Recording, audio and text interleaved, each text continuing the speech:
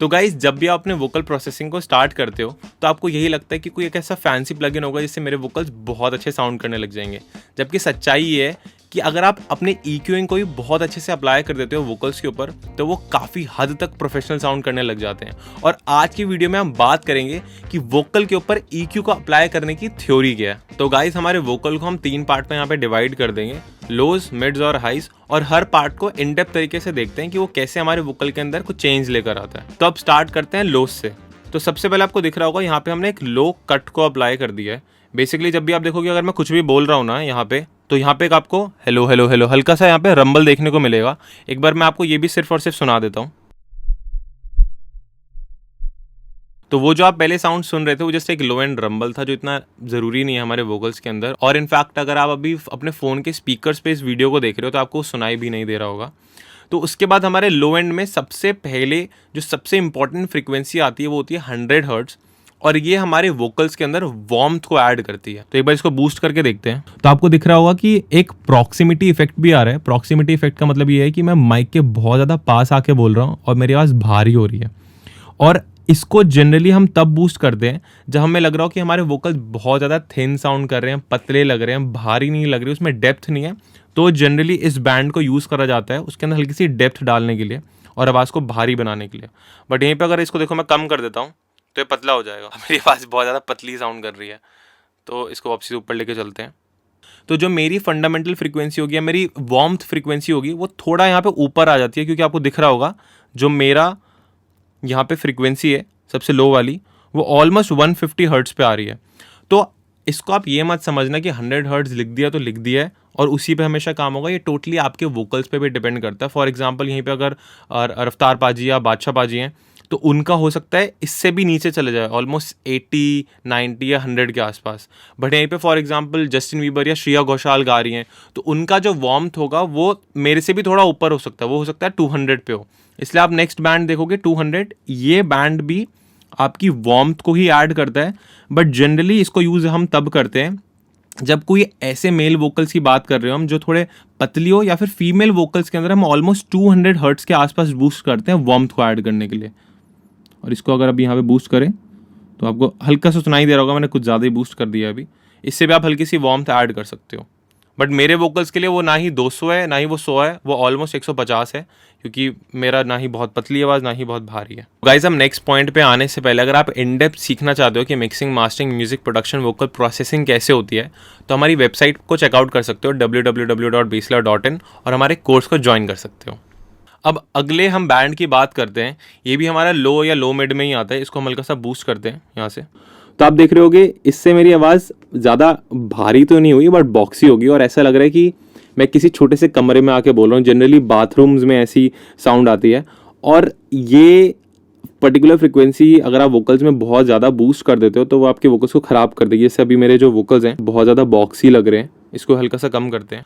तो अगर आपको कभी भी लगता है कि आपने जिस कमरे में रिकॉर्ड करा है, और बहुत से लोगों के साथ ये प्रॉब्लम होती है कि वो एक छोटे से घर में सेटअप बनाते हैं, रिकॉर्ड कर लेते हैं, तो होता है कि उनके कमरे की वजह से ना ये पर्टिकुलर जो फ्रीक्वेंसी होती है, रूम फ्रीक्वेंसी, बॉक्सी फ्रीक्वेंसी, ये बूस्ट हो जाती है।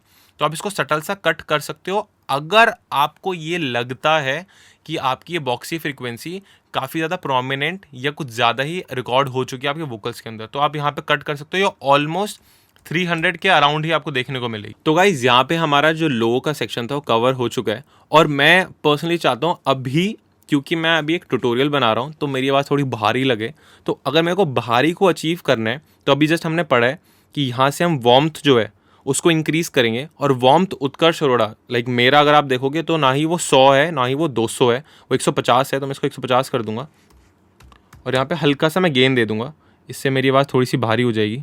क्योंकि मैं अभी जब रिकॉर्ड कर रहा हूँ अपने माइक से तो मैं थोड़ा दूर भी हूँ, इसी रीज़न से थोड़ा रूम का भी जो रिवर्ब हो रहा है वो कैप्चर हो रहा है। तो मैं हल्की सी हमारी बॉक्सी फ्रीक्वेंसी को कम कर दूंगा।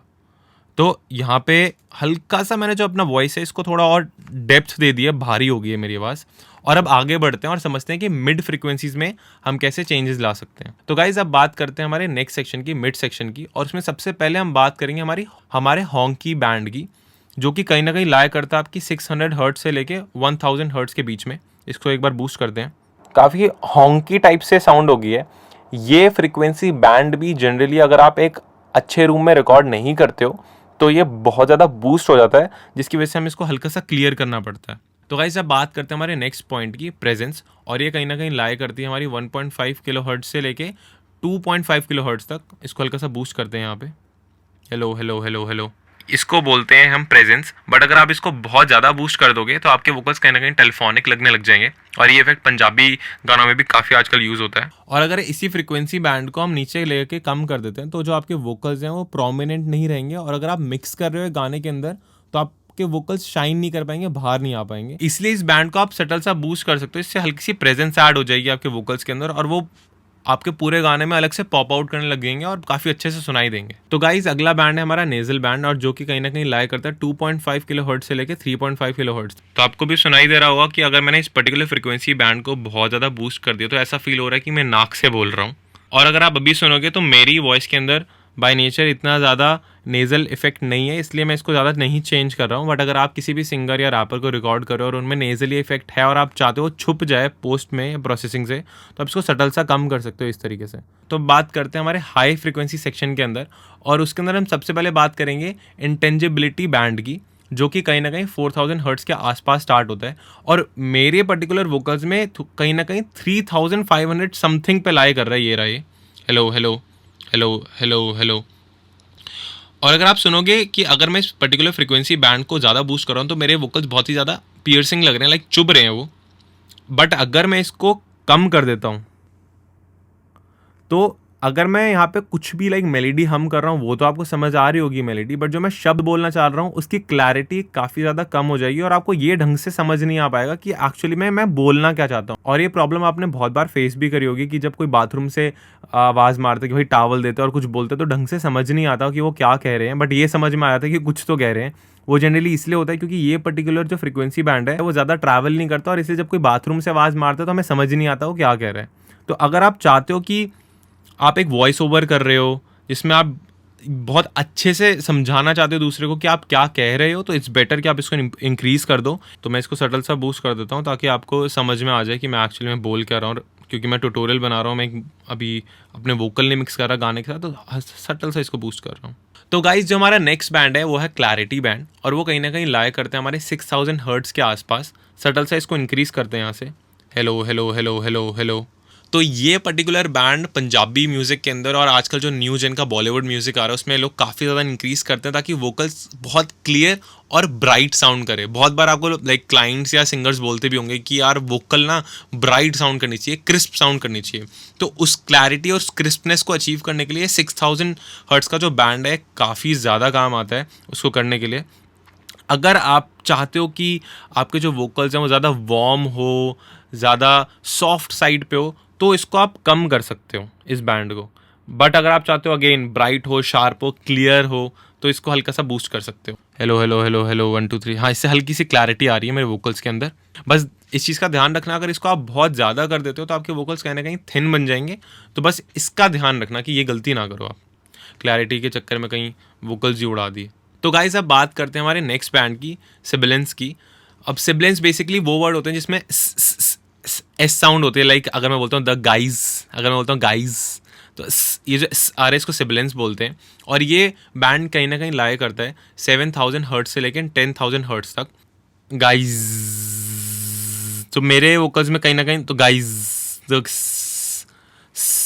साडी गल, साडी गल, तो कहीं ना कहीं मेरे वोकल्स में आप देखोगे 9000 से लेके 10000 के आसपास ही कहीं ना कहीं लाई कर रहे हैं। तो गाइज कभी कभार 8000 पे भी चले जाते हैं।